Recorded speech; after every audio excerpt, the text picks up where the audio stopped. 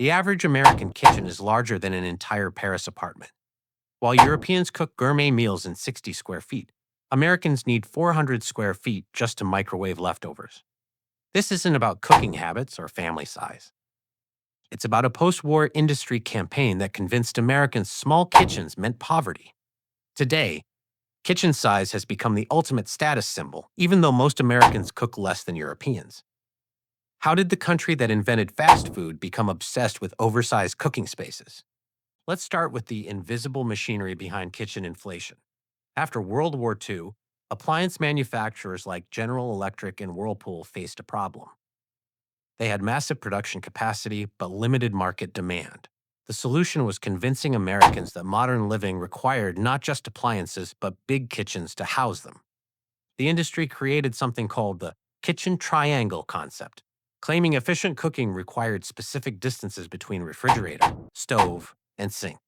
But instead of designing compact triangles like European kitchens, American manufacturers specified minimum distances that required enormous rooms. The efficient American kitchen triangle was actually 3 times larger than necessary. Here's where it gets worse. The real estate industry realized oversized kitchens justified higher home prices. Developers began marketing kitchen size as a luxury feature, even though surveys showed most families used kitchens primarily for reheating and storage. The average American kitchen contains $20,000 worth of appliances that get used 30 minutes per day. But it gets even more absurd. Modern American kitchens often include double ovens, wine refrigerators, and warming drawers that most owners never use. Kitchen islands became standard even in homes where nobody cooks. We're building airplane hangars for people who order takeout 4 nights a week. This is where it gets surreal. The open concept trend eliminated walls between kitchens and living rooms, forcing kitchen design to prioritize appearance over cooking functionality. Americans now spend more on kitchen aesthetics than Europeans spend on their entire apartments, just so the unused space looks impressive from the sofa. Now let's talk about what this actually costs American homeowners. The average kitchen renovation costs $35,000 to $65,000, with luxury kitchens reaching $150,000. Americans spend more renovating kitchens than most countries spend on housing. We're talking about a $50 billion annual industry built on spaces most people use mainly for coffee and cereal. The environmental cost is staggering. Heating, cooling, and lighting these massive kitchen spaces consumes 40% more energy than compact European designs. We're climate controlling airplane hangars to house refrigerators and microwaves that could function perfectly in spaces one-third the size. Meanwhile, Europeans proved that kitchen size has zero correlation with cooking quality. Italian grandmothers create legendary meals in spaces smaller than American pantries.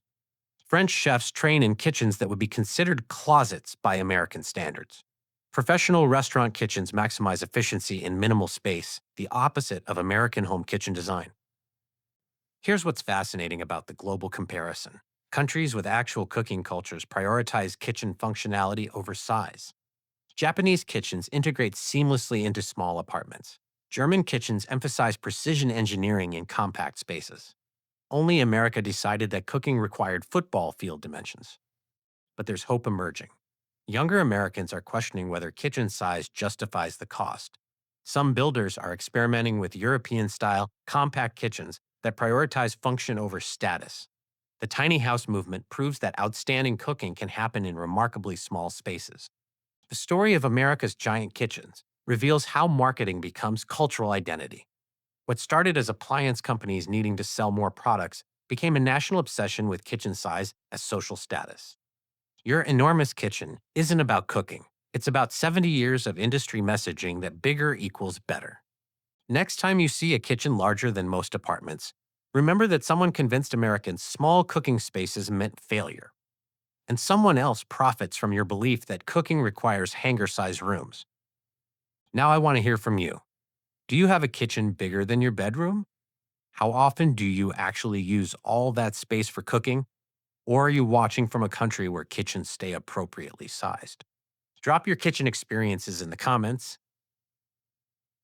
If you found this exploration of America's supersized kitchens interesting, hit subscribe. There's a whole series here uncovering the hidden systems behind American home design. See you in the next one.